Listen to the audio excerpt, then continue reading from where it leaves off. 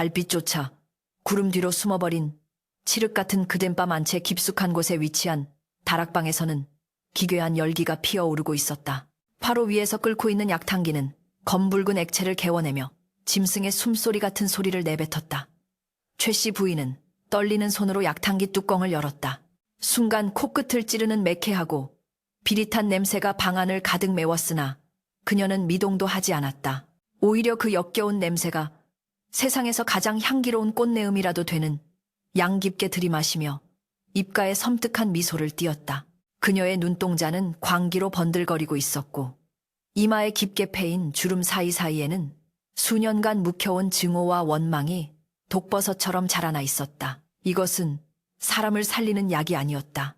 가문의 대를 잇지 못한다는 죄목을 씌워 눈의 가시 같은 며느리 서연을 저승길로 보낼 사약보다 더 지독한 비소피수가 섞인 탕약이었다. 최 씨 부인은 숟가락으로 탕약을 휘저으며 나직이 읊조렸다. 내 아들의 앞길을 막는 요무라. 오늘 밤이 내년의 마지막이 될 것이다.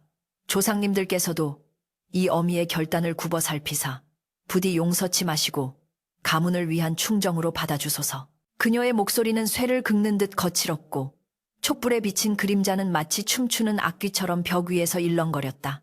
최 씨 부인이 이토록 끔찍한 사리를 품게 된 것은 하루 이틀의 일이 아니었다. 한양 장안에서도 손꼽히는 명문가인 최 대감댁의 안방마님으로 시집와 평생을 가문의 번영만을 위해 살아온 그녀였다. 그러나 아들 민우가 서연을 아내로 맞이한 지 어언 7년이 지났건만 안채에서는 아이의 울음소리가 들리지 않았다. 칠거지약 중 으뜸인 무자무즈의 죄를 물어 며느리를 내칠 법도 하건만 아들 민우의 아내 사랑이 워낙 지극하여 최 씨 부인은 벙어리 냉가슴 앓듯 속만 태워왔던 것이다.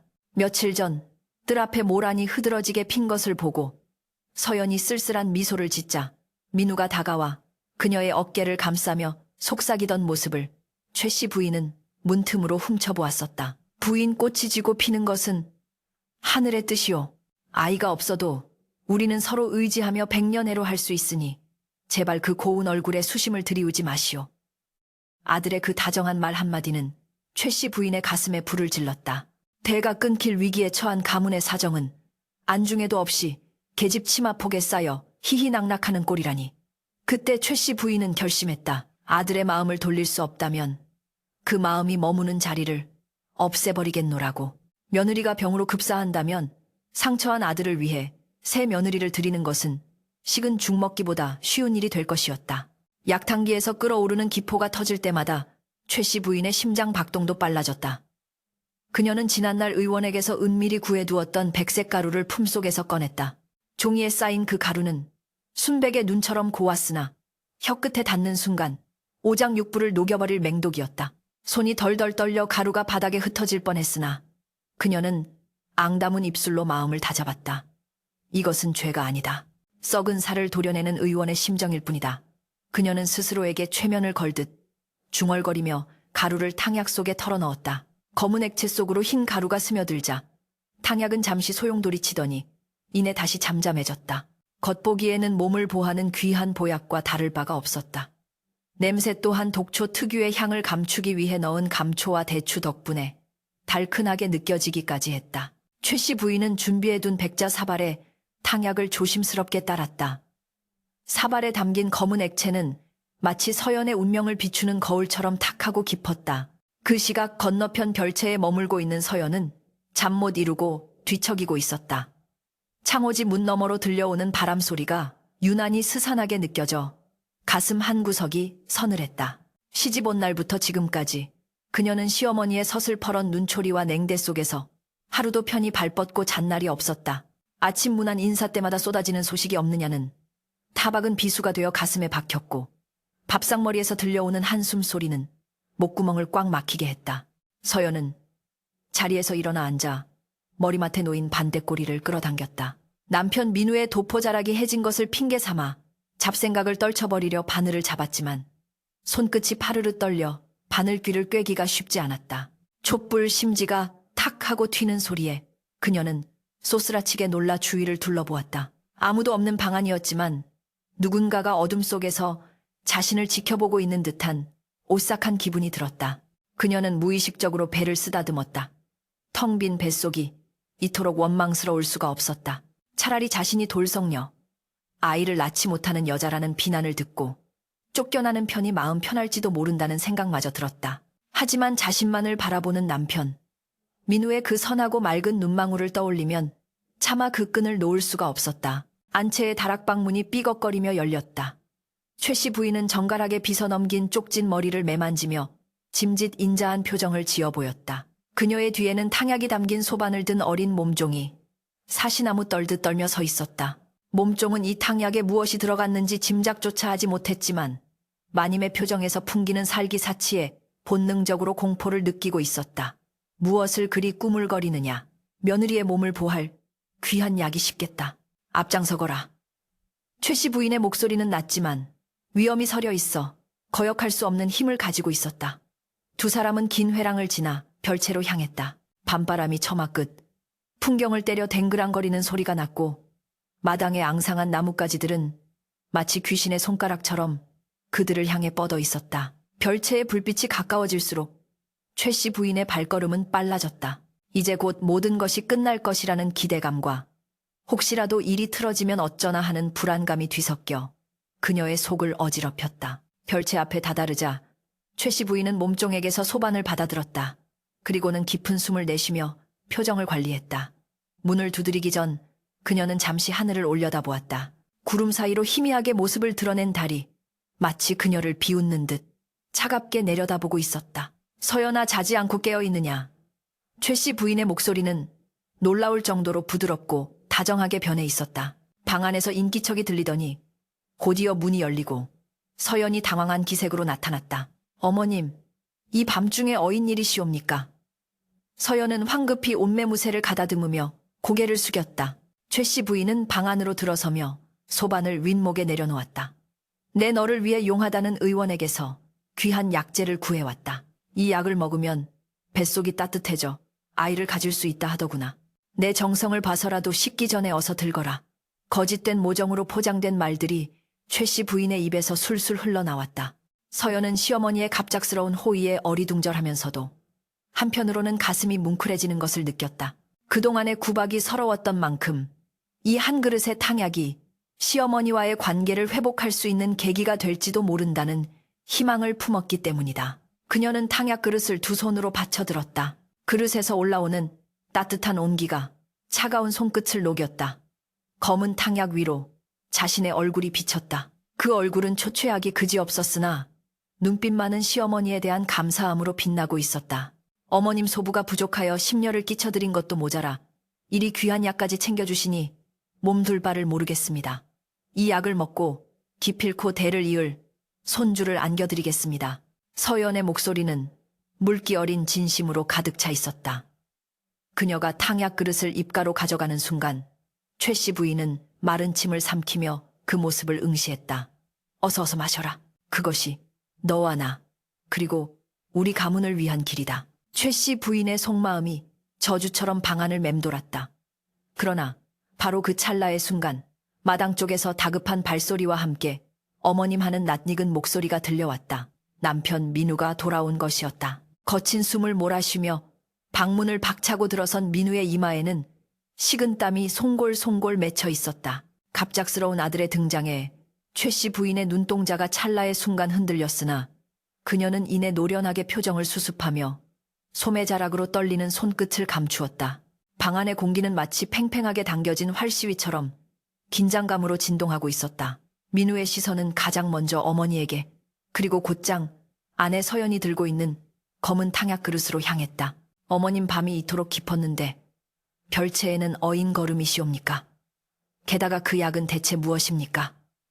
민우의 목소리에는 의아함과 더불어 본능적인 경계심이 서려 있었다.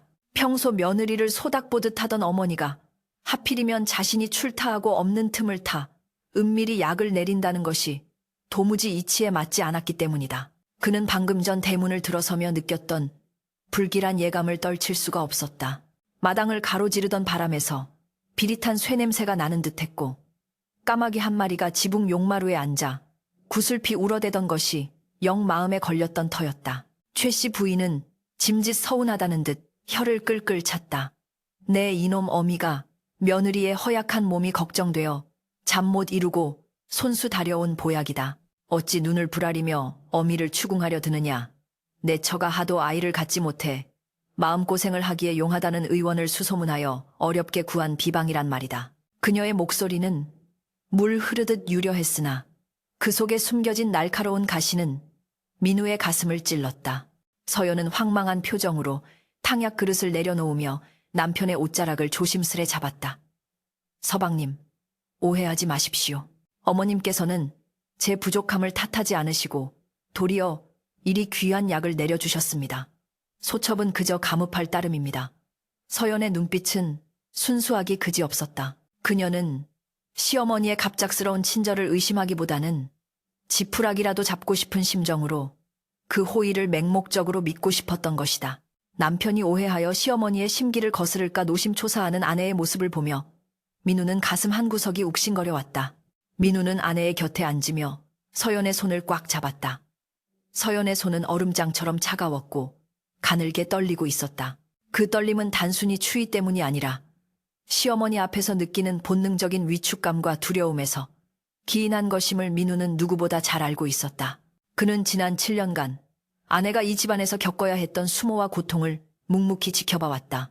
어머니는 아들이 없는 자리에서는 며느리에게 온갖 자비를 시키며 혹독하게 대했고 아들이 있을 때면 교묘하게 말을 돌려 며느리의 자존심을 짓밟곤 했다. 성녀가 들어와 집안의 대를 끊어놓는구나 라는 말은 예사였고 밥상에 숟가락 하나 놓는 것조차 트집을 잡아 눈물을 쏙 빼놓기 일쑤였다.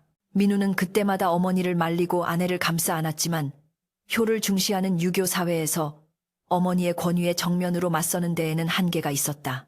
그는 자신이 무능하여 아내를 지키지 못한다는 자책감에 시달리며 밤마다 술로 괴로움을 달래기도 했다. 그런 어머니가 하루아침에 태도를 바꿔 보약을 지어왔다는 사실은 민우에게 안도감보다는 기이한 위화감을 안겨주었다. 최 씨 부인은 초조함을 감추기 위해 헛기침을 했다. 시간이 지체될수록 약은 식어가고 아들의 의구심은 깊어질 것이 뻔했다. 그녀는 부드러운 미소를 잃지 않으려 애쓰며 다시 한번 서연을 재촉했다. 아가 약은 정성이라 했다. 식기 전에 어서 마시거라. 내 이 약을 다리느라 삼경산긍이 넘도록 불앞을 지켰느니라. 그녀는 짐짓 눈시울을 붉히며 손수건으로 눈가를 찍어내는 신유까지 했다. 그 모습은 영락없이 자식을 걱정하는 자애로운 시어머니의 모습이었으나 민우의 눈에는 그 과장된 몸짓이 어딘가 부자연스럽게 비쳤다. 어머니의 눈은 웃고 있었지만 그 눈동자 깊은 곳에는 차갑게 가라앉은 사리가 뱀처럼 컴리를 틀고 있었다. 민우는 어머니의 시선이 집요하게 탕약 그릇에 고정되어 있다는 것을 눈치챘다. 마치 며느리가 그것을 마시는 꼴을 보지 않고서는 단 한 발자국도 물러서지 않겠다는 듯한 섬뜩한 집착이 느껴졌다. 서연은 시어머니의 재촉에 다시금 탕약 그릇을 들어 올렸다.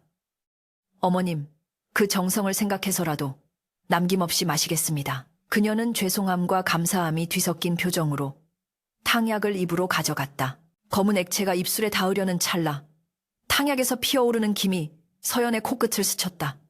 순간 서연의 미간이 살짝 찌푸려졌다. 보통의 한약 냄새와는 다른 독 쏘는 듯한 매운 향이 섞여 있었기 때문이다. 하지만 그녀는 내색하지 않았다. 귀한 약재일수록 맛과 향이 독특할 수 있다고 생각했기 때문이다. 그러나 그 찰나의 주저함을 민우는 놓치지 않았다. 그는 방안을 가득 메우고 있는 탕약 냄새를 깊이 들이마셔 보았다. 감초와 대추의 달큰한 향 뒤에 숨겨진 미세하지만 분명히 존재하는 쇠맛 같은 비린내. 그것은 그가 과거 서책에서 읽었던 독초의 특성 혹은 금속성, 독극물의 냄새와 유사했다. 심장이 철렁 내려앉았다. 설마 어머니가. 민우는 고개를 세차게 저으며 불경한 상상을 떨쳐내려 했지만 등골을 타고 오르는 오싹한 전율은 멈추지 않았다. 잠시만요, 부인. 민우는 다급하게 서연의 팔을 잡았다. 탕약 그릇이 흔들리며 검은 액체 몇 방울이 하얀 방바닥에 떨어졌다. 어머님, 이 약에 대체 어떤 약재가 들어간 것입니까? 냄새가 예사롭지 않습니다. 민우의 질문은 정중했으나 단호했다. 최 씨 부인의 눈썹이 꿈틀거렸다. 그녀의 인내심이 바닥을 드러내고 있었다. 무슨 말이냐? 당귀, 천궁작약 같은 몸을 덮이는 약재들이다. 네가 의원이라도 된다는 말이냐? 어미의 정성을 의심하는 것이냐? 최 씨 부인은 버럭 소리를 지르며 위압적인 태도로 나왔다. 그녀는 알고 있었다. 아들이 효자라는 사실을. 감히 어머니를 살인자로 의심하는 폐륜을 저지르지 못할 것이라는 점을 이용하여 그를 찍어 누르려 했다. 내 팔자가 사나워 자식놈에게 이런 수모를 당하는구나. 며느리 몸 챙겨주려다 의심이나 받고 차라리 내가 죽어야지. 최 씨 부인은 가슴을 치며 통곡하는 심혈을 했다. 서연은 당황하여 어쩔 줄을 몰라 했다. 서방님, 왜 그러십니까? 어머님께서 노하셨지 않습니까? 제가 어서 마시겠습니다. 서연은 울먹이며 다시 그릇을 입으로 가져가려 했다. 그녀에게는 약의 효능보다 시어머니의 노여움을 풀고 가정의 평화를 지키는 것이 더 급선무였다. 그녀는 자신의 희생으로 모든 것이 조용해질 수만 있다면 설사 그것이 독약이라 할지라도 마실 준비가 되어 있는 여인이었다. 그런 아내의 착하고 미련한 모습이 민우의 가슴을 더욱 찢어놓았다. 그는 어머니의 악다구니와 아내의 순종 사이에서 질식할 것만 같았다. 어머니의 연극은 완벽해 보였지만 민우는 보았다. 통곡하는 어머니의 손이 옷자락을 비틀어 쥐고 있는 것을. 그것은 억울함의 몸짓이 아니라 들킬까봐 두려워하는 공포의 몸짓이었다. 그리고 방바닥에 떨어진 탕약 방울이 스며든 자리가 기묘하게 검게 변해가는 것을 목격했다. 확신은 서서히 공포로 바뀌었다. 어머니는 진정으로 며느리를 죽이려 하는가? 대를 잇지 못한다는 이유로 사람의 목숨을 벌레처럼 여기는 괴물이 되어버리셨단 말인가? 민우의 뇌리에 어린 시절 자애롭던 어머니의 모습과 지금 눈앞에서 악귀처럼 일그러진 어머니의 얼굴이 겹쳐지며 현기증을 일으켰다. 그는 선택해야만 했다. 어머니의 죄를 폭로하여 천하의 폐륜아가 될 것인가? 아니면 아내가 죽는 것을 방관할 것인가? 아니, 둘 다 아니었다. 그에게는 제3의 길 자신을 던져 두 여인을 모두 구원하는 길만이 어렴풋이 보일 뿐이었다. 그는 떨리는 손으로 아내의 손에 들린 탕약 그릇을 천천히, 아주 천천히 빼앗아 들었다. 그릇의 온기가 그의 손바닥을 타고 전해져 왔다. 그것은 생명을 앗아갈 죽음의 온기였다. 이 약 제가 먼저 기미치회 해보겠습니다. 민우의 목소리는 낮게 깔렸지만 흔들림 없는 결의가 담겨 있었다. 최 씨 부인의 통곡 소리가 뚝 그쳤다. 그녀의 눈이 경악으로 크게 벌어졌다. 미민우야, 그게 무슨 소리냐? 며느리에게 지어준 약을 네가 왜 마신단 말이냐? 남녀가 유별하고 체질이 다른 법인데. 최 씨 부인은 다급하게 외치며 아들에게 다가오려 했다. 하지만 민우는 물러서지 않았다. 그는 어머니의 눈을 똑바로 응시했다. 그 눈빛에는 슬픔과 원망, 그리고 깊은 연민이 담겨 있었다. 어머님께서 며느리를 위해 밤새 다리신 정성 아닙니까? 그 정성이 지극하다면 아들인 제가 조금 맛본다고 하여 해가 될 리 없겠지요. 부인의 몸에 혹여라도 맞지 않을까 저어되어. 그러니 허락해 주십시오. 민우는 탕약 그릇을 들어 자신의 코앞으로 가져갔다. 독한 향이 폐부 깊숙이 파고들었다. 서연은 불안한 눈빛으로 남편을 바라보았다. 서방님, 그러지 마십시오. 제가 마시면 됩니다. 서연이 말리려 했지만 민우는 부드럽게 그녀를 제지했다. 방 안에는 다시금 무거운 침묵이 내려앉았다. 촛불 그림자가 길게 늘어져 세 사람의 운명을 처자매는 사슬처럼 보였다. 최 씨 부인은 입술을 달달 떨며 아무 말도 하지 못했다. 아들이 마시게 둘 수는 없었다. 하지만 그것은 독이다 라고 말하는 순간 자신의 살인 미수가 드러나게 된다. 진퇴양난의 상황 속에서 그녀의 얼굴은 흑빛으로 변해갔다. 민우는 그런 어머니의 모습을 보며 비통한 심정으로 확신했다. 이 그릇 안에 담긴 것이 무엇인지를, 그리고 자신이 무엇을 해야만 하는지를. 그는 더 이상 주저하지 않기로 했다. 이 지옥 같은 업보의 고리를 끊을 수 있는 사람은 오직 자신뿐이었다. 방 안을 가득 메운 침묵은 천근의 쇳덩이보다 무거웠다. 촛불 심지가 타닥거리며 타들어가는 소리만이 정막을 깨뜨릴 뿐 세 사람의 호흡조차 멈춘 듯했다. 민우가 든 백자 사발 속의 검은 탕약은 미동도 없이 고요했으나 그 안에 담긴 파장은 이미 이 방 안에 있는 모든 이의 심장을 조여오고 있었다. 최 씨 부인의 동공은 지진이 난 듯 격렬하게 흔들리고 있었다. 그녀의 입술은 안 된다고 비명을 지르려 했으나 목구멍에서는 쇳소리 같은 신음만 새어나올 뿐 말이 되어 나오지 않았다. 만약 지금 저 약이 독약이라고 소리친다면 자신은 며느리를 살해하려 한 폐륜적인 시어미이자 살인 미수범이 되어 가문의 이름에 먹칠을 하고 관아로 끌려가게 될 것이었다. 그러나 침묵한다면 눈에 넣어도 아프지 않을 외아들이 제 어미가 만든 독을 마시고 죽게 된다.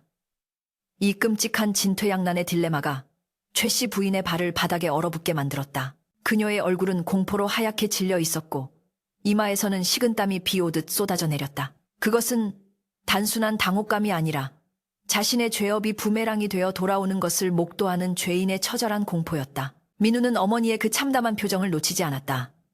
어머니의 눈동자에 서린 공포 떨리는 손끝, 그리고 차마 아들을 말리지 못하고 주저하는 그 비겁한 침묵, 그 모든 것이 민우에게는 명백한 자백이나 다름없었다. 가슴 깊은 곳에서 무언가가 와르르 무너져 내리는 소리가 들렸다. 그것은 평생을 하늘처럼 믿고 따랐던 어머니에 대한 신뢰가 붕괴되는 소리였고 동시에 효셔라는 이름으로 지탱해온 자신의 세계가 파괴되는 소리였다. 어머니, 정녕 이렇게까지 하셔야 했습니까? 며느리가 미우시다 하여 사람의 목숨을 앗아가는 괴물이 되기를 자처하셨습니까? 민우의 마음속에서 피눈물이 흘렀다. 그는 아내 서연을 힐끗 쳐다보았다. 영문도 모른 채 불안에 떨고 있는 아내의 창백한 얼굴이 가슴을 후벼 팠다. 만약 자신이 오늘 밤 일찍 돌아오지 않았다면 저 착해 빠진 아내는 시어머니가 주는 것이라며 의심 없이 이 독을 마시고 차가운 주검이 되었을 것이다. 생각만 해도 끔찍한 일이었다. 민우의 뇌리에 스치듯 한 가지 생각이 자리 잡았다. 지금 이 상황을 수습할 수 있는 길은 무엇인가? 어머니의 죄를 폭로하고 탕약을 엎어버린다면 서연은 살겠지만 어머니는 살인자라는 낙인이 찍혀 파멸할 것이다. 그리고 서연 또한 시어머니를 고발한 며느리라는 오명을 쓰고 평생을 손가락질 받으며 살아야 할지도 모른다. 가문은 풍비박산이 날 것이고 남겨진 사람들의 삶은 지옥이 될 터였다. 그렇다면 자신이 모르는 척 서연에게 약을 넘겨준다면 그것은 짐승만도 못한 짓이었다. 민우는 사발을 쥔 손에 힘을 주었다. 결론은 하나였다. 이 모든 비극의 씨앗을 자신이 삼켜 없애는 것. 그것만이 어머니를 살인자로 만들지 않고 아내를 살리며 가문의 수치를 덮을 수 있는 유일한 길이었다. 이것은 아들이 어머니에게 바칠 수 있는 가장 슬프고도 잔혹한 효도였고 남편이 아내에게 줄 수 있는 마지막 사랑이었다. 어머님 손이 왜 이리 차갑습니까?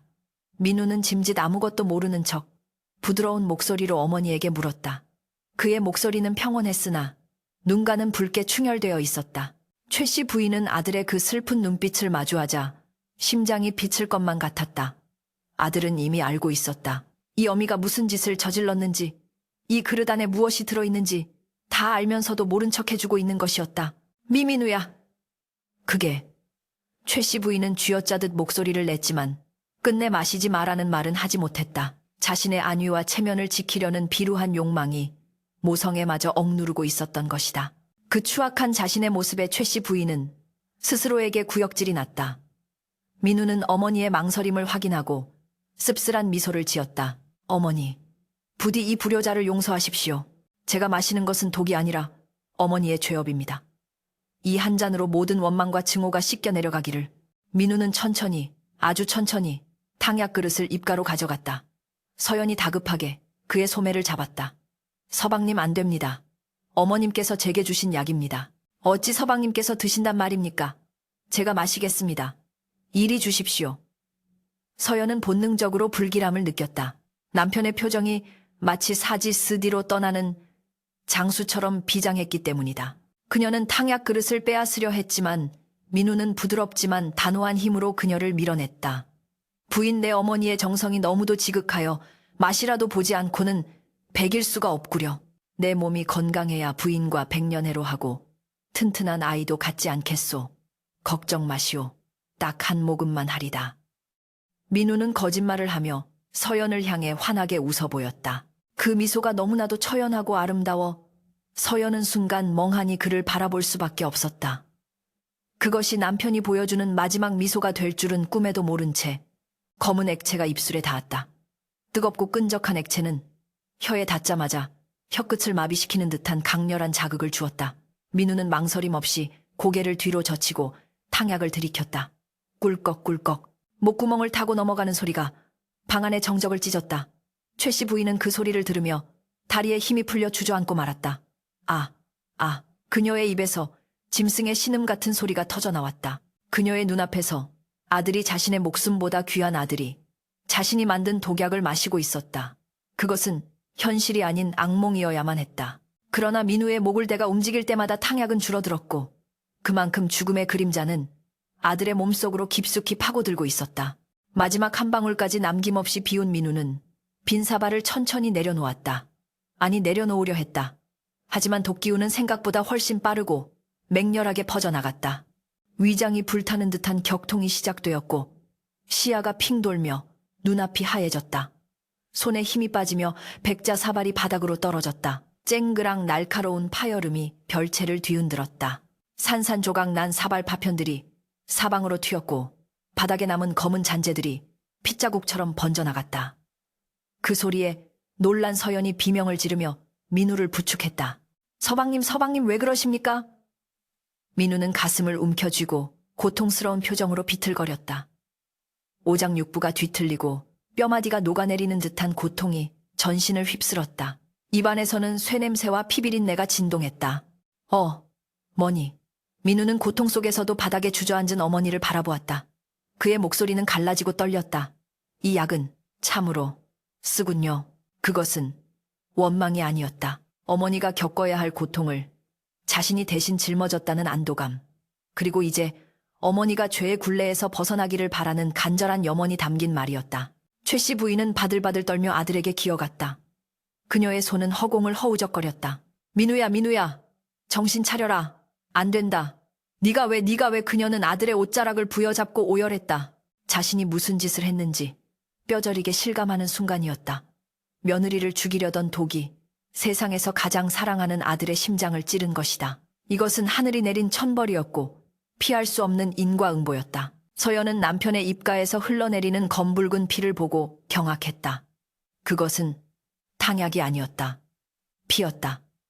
그제야 그녀는 모든 상황을 이해할 수 있었다. 시어머니가 가져온 것은 보약이 아니라 독약이었고 남편은 자신을 살리기 위해 그것을 대신 마신 것이었다. 어머님, 대체 서방님께 무슨 짓을 하신 겁니까? 도대체 이 약에 무엇을 넣으신 겁니까? 서연은 생전 처음으로 시어머니를 향해 악을 쓰며 소리쳤다. 순종적이었던 며느리의 눈에서 도끼 어린 분노와 절망이 뿜어져 나왔다. 하지만 최 씨 부인은 며느리의 질타조차 들리지 않는 듯했다. 오직 죽어가는 아들의 모습만이 그녀의 눈에 가득 찼다. 민우의 얼굴은 흑빛으로 변해가고 호흡은 거칠어졌다. 독은 혈관을 타고 전신으로 퍼져나가며 생명력을 갉아먹고 있었다. 서연아. 민우가 힘겹게 아내의 이름을 불렀다. 서연은 눈물을 쏟으며 남편의 얼굴을 감싸 쥐었다. 예.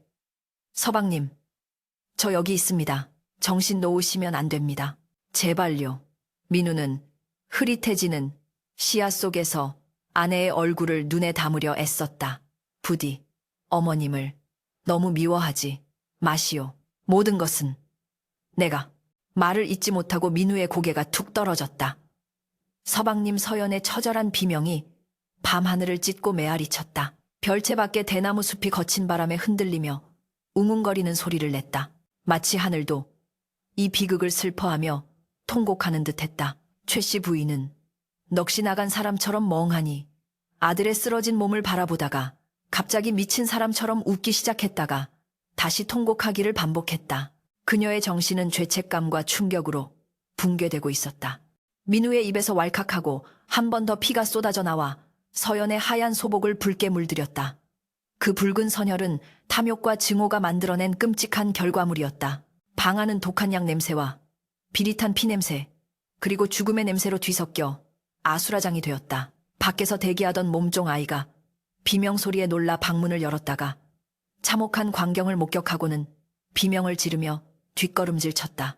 사람 살려. 도련님께서 몸종의 외침이 고요하던 대감댁의 밤을 깨우며 담장을 넘어 퍼져나갔다. 집안의 하인들이 등불을 들고 우왕좌왕 달려오는 소리가 들렸다.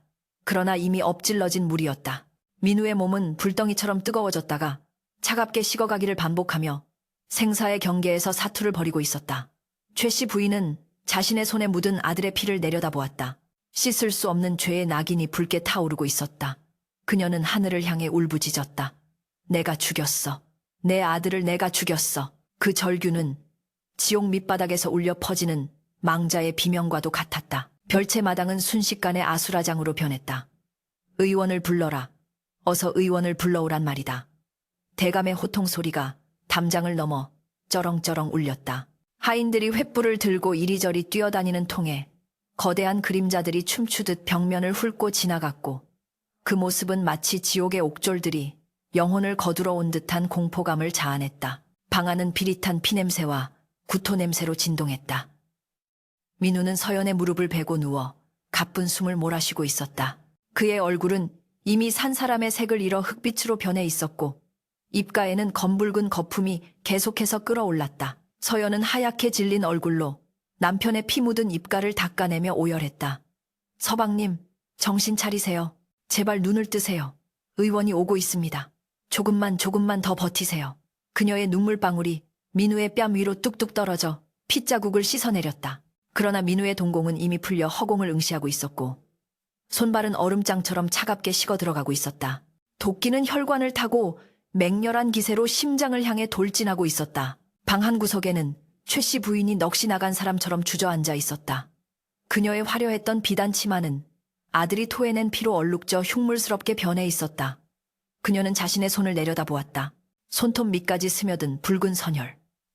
그것은 씻을 수 없는 죄의 증거이자 아들을 죽음으로 몰아넣은 어미의 탐욕이 남긴 잔재였다. 내가 무슨 짓을... 그녀는 미친 사람처럼 중얼거렸다. 조금 전까지만 해도 그녀의 머릿속을 지배하던 가문의 대를 이어야 한다는 강박과 며느리에 대한 증오심은 아들의 죽음이라는 거대한 공포 앞에서 모래성처럼 허무하게 무너져 내렸다. 그녀의 시선이 고통에 몸부림치는 아들에게 닿을 때마다 심장이 천 갈래에 만 갈래로 찢어지는 듯한 단장의 고통이 밀려왔다. 차라리 자신이 그 독을 마셨어야 했다. 아니, 애초에 그런 끔찍한 생각을 품지 말았어야 했다. 뒤늦은 후회가 쓰나미처럼 밀려와 그녀를 집어삼켰지만 엎질러진 물을 주어 담을 수는 없었다. 곧이어 헐레벌떡 뛰어온 의원이 방 안으로 들어섰다. 그는 땀에 젖은 이마를 훔칠 새도 없이 민우의 손목을 잡고 맥을 짚었다. 의원의 미간이 깊게 찌푸려졌다. 맥박은 실처럼 가늘고 불규칙하게 뛰고 있었으며 때때로 멈출 듯 위태로웠다. 의원은 민우의 눈꺼풀을 뒤집어 보고는 혀를 찼다. 이런 병고가 있나? 이것은 단순한 급체가 아닙니다. 독입니다. 그것도 아주 지독한 극독에 중독되었습니다. 의원의 외침에 방 안에 있던 모든 이들이 숨을 죽였다. 서연은 절망적인 눈빛으로 의원의 옷자락을 붙잡았다. 의원님, 살려만 주십시오. 제 목숨을 바쳐서라도 서방님만은 살려야 합니다. 무슨 독인지 알아야 해독을 할 것 아닙니까? 서연의 절규는 처절했다. 의원은 바닥에 흩어진 깨진 사발 조각을 집어들어 냄새를 맡고 혀끝을 살짝 대어보았다. 순간 그의 얼굴이 경악으로 물들었다.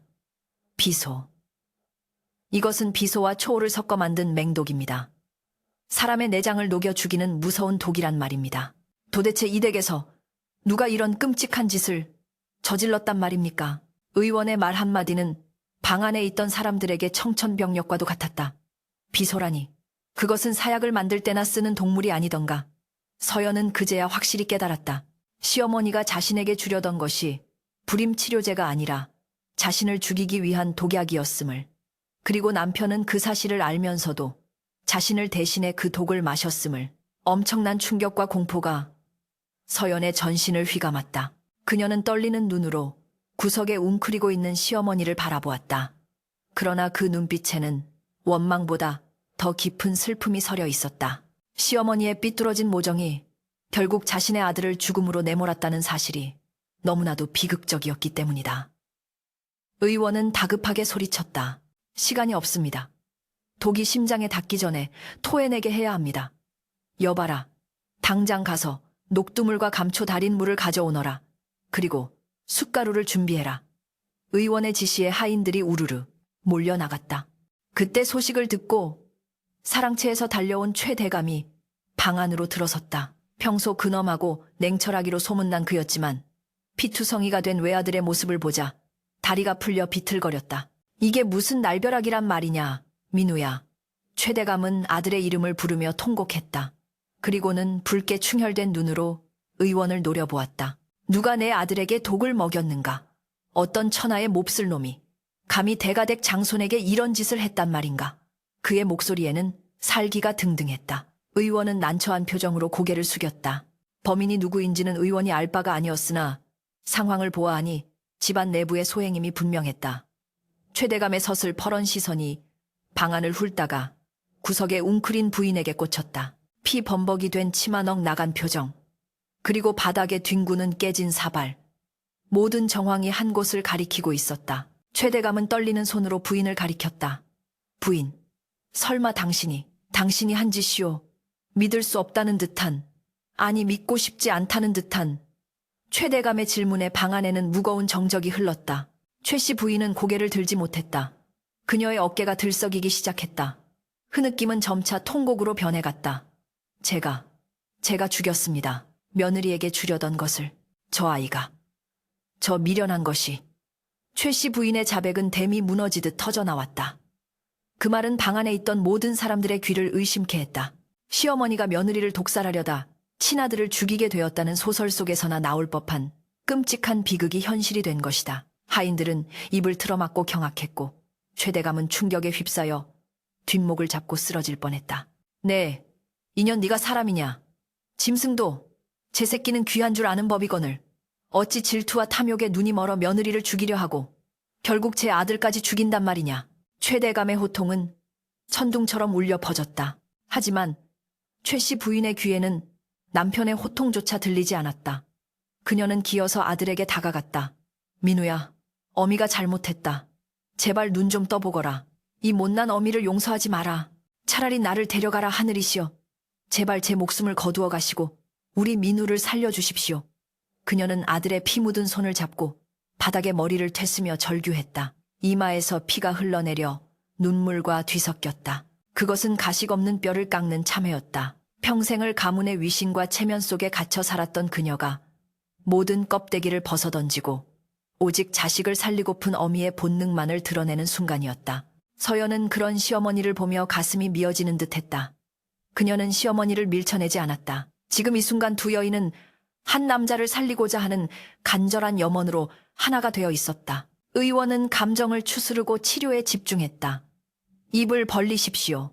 약을 삼켜야 합니다. 의원과 서연이 민우의 입을 억지로 벌리고 녹두물을 들이부었다. 의식을 잃은 민우는 약을 제대로 삼키지 못하고 자꾸만 뱉어냈다. 검은 동물과 섞인 녹두물이 턱을 타고 흘러내렸다. 서방님, 제발 삼키세요. 저를 두고 가시면 안 됩니다. 저 혼자 어떻게 살라고 이러십니까? 서연은 울면서 남편의 목을 쓸어내렸다. 그녀의 간절함이 닿았는지 민우의 목을 대가 미약하게 움직이며 약물을 넘기기 시작했다. 의원은 지체하지 않고 은침을 꺼내 민우의 열 손가락 끝을 찔렀다. 검붉은 죽은 피가 솟구쳐 나왔다. 사관 쓰관을 따서 도끼를 빼내려는 필사의 조치였다. 민우의 몸이 고통으로 튀어올랐다. 신음 소리조차 내지 못하는 그의 고통이 보는 이들의 살을 저미는 듯했다. 시간은 더디게 흘러갔다. 새벽닭이 울 때까지 삶과 죽음의 줄다리기가 계속되었다. 민우는 몇 번이나 고비를 넘겼다. 숨이 끊어질 듯 헐떡이다가 다시 미약하게 이어지기를 반복했다. 의원은 땀범벅이 되어 탈진 직전이었고 서연은 뜬 눈으로 밤을 새우며 남편의 손을 놓지 않았다. 최 씨 부인은 방구석에 무릎을 꿇고 앉아 식음을 전폐한 채 기도를 올렸다. 부처님, 천지신명님, 제 모든 복을 저 아이에게 주시고 제 모든 죄는 제가 달게 받겠습니다. 부디 저 아이만 살려주십시오. 그녀의 머리카락은 하룻밤 사이에 하얗게 센 듯했고 얼굴은 10년은 늙어 보였다.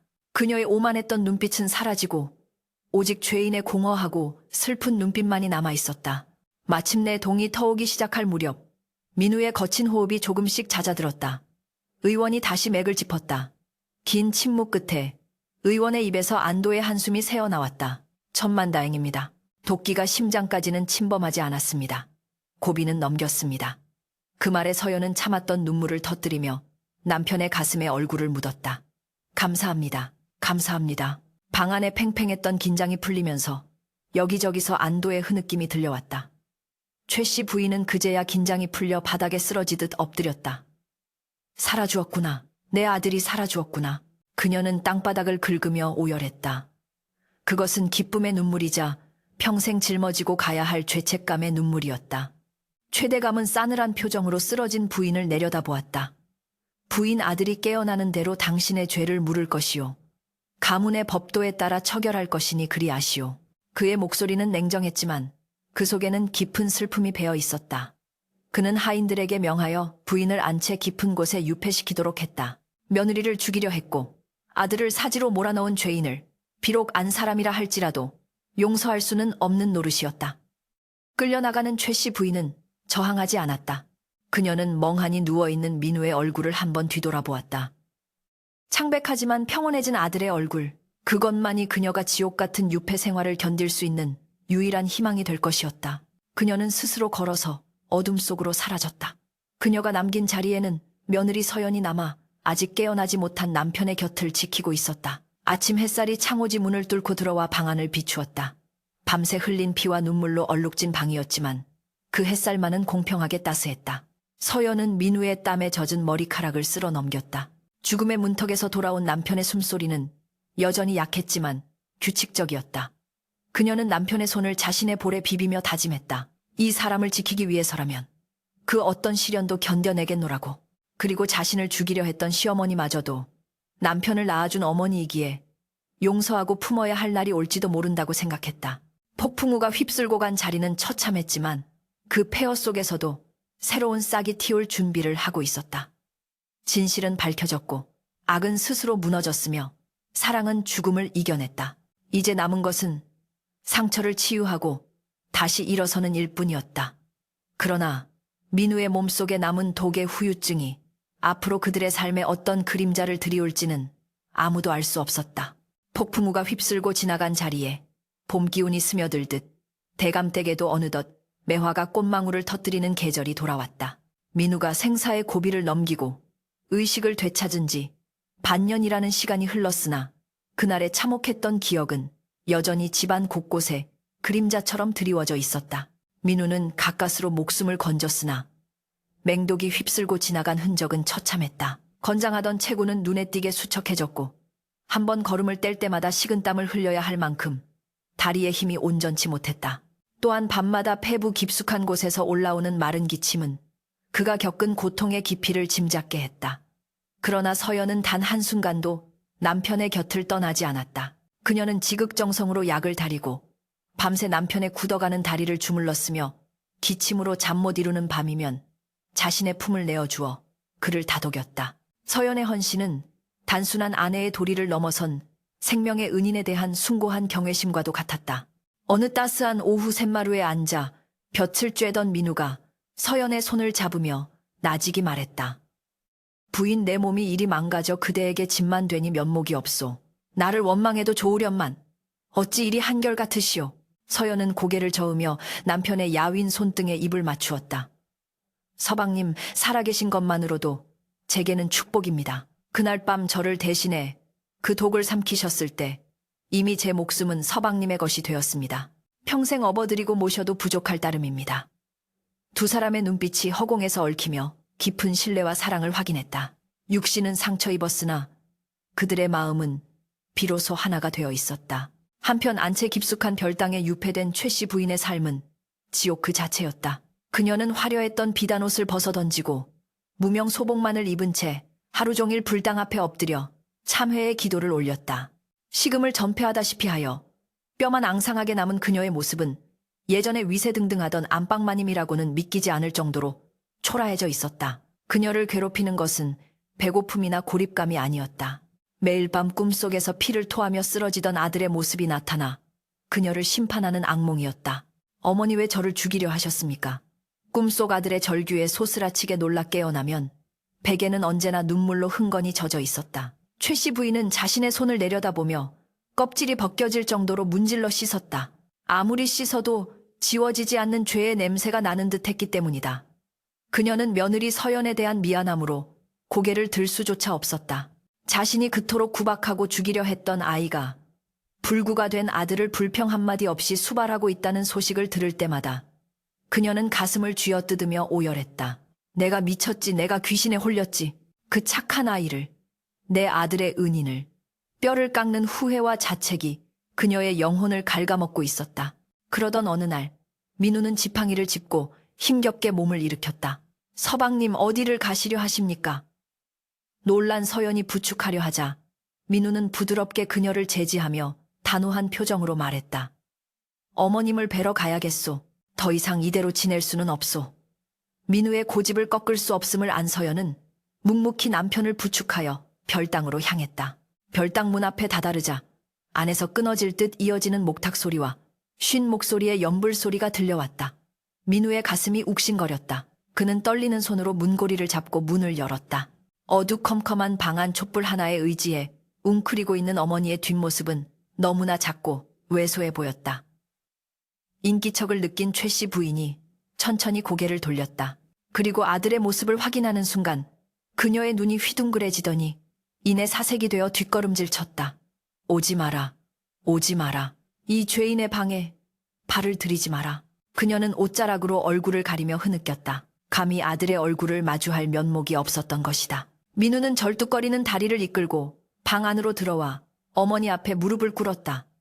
그리고는 어머니의 앙상한 두 손을 잡아 자신의 얼굴에 가져다 대었다. 어머님 불효자, 민우가 왔습니다. 고개를 드십시오. 제발 저를 봐주십시오. 아들의 따뜻한 체온이 손끝에 닿자 최 씨 부인은 참았던 울음을 터뜨리며 아들을 와락 껴안았다. 민우야 내 새끼야. 이 못난 어미를 용서해 다오. 내가 너를 죽일 뻔했다. 내가 천벌을 받아 마땅한 년이다. 최 씨 부인은 아들의 가슴에 얼굴을 묻고 짐승처럼 울부짖었다. 민우 또한 어머니의 등을 쓸어내리며 눈물을 흘렸다. 어머님, 저는 괜찮습니다. 이렇게 살아있지 않습니까? 지난 일은 모두 잊으십시오. 어머님의 그 마음 고생이 저를 살린 것입니다. 민우의 말은 거짓이 아니었다. 그는 어머니가 겪고 있는 지옥을 누구보다 잘 알기에 이제 그만 어머니를 죄책감의 감옥에서 꺼내드리고 싶었다. 문 밖에서 이 광경을 지켜보던 서연도 눈물을 훔치며 방 안으로 들어와 시어머니 앞에 큰 절을 올렸다. 어머님, 이제 그만 나오십시오. 날이 찹니다. 안채로 돌아가셔서 따뜻한 밥 한 끼 드셔야지요. 서연의 목소리에는 그 어떤 원망도 섞여 있지 않았다. 최 씨 부인은 며느리의 손을 잡고 하염없이 눈물을 흘리며 고개를 끄덕였다. 얼어붙었던 땅이 녹고 앙상한 가지에 물이 오르듯 세 사람의 마음속 응어리가 눈물 속에 녹아내리는 순간이었다. 그날 이후 최 씨 부인은 완전히 다른 사람이 되었다. 그녀는 더 이상 집안의 대소사를 관장하며 권위를 내세우는 안방마님이 아니었다. 그녀는 스스로를 낮추어 며느리의 수발을 들기를 자청했다. 아들의 약탕을 다리는 일은 전적으로 그녀가 도맡았는데 이번에는 독이 아닌 뼈에 좋다는 온갖 귀한 약재와 어미의 참회 어린 정성이 가득 담긴 약이었다. 또한 그녀는 서연을 며느리가 아닌 딸처럼 대했다. 맛있는 음식이 생기면 며느리 숟가락에 먼저 얹어주었고 며느리의 옷이 조금이라도 해지면 밤을 새워 기워주었다. 아가, 네가 내 아들을 살렸다. 너는 우리 집안의 은인이다.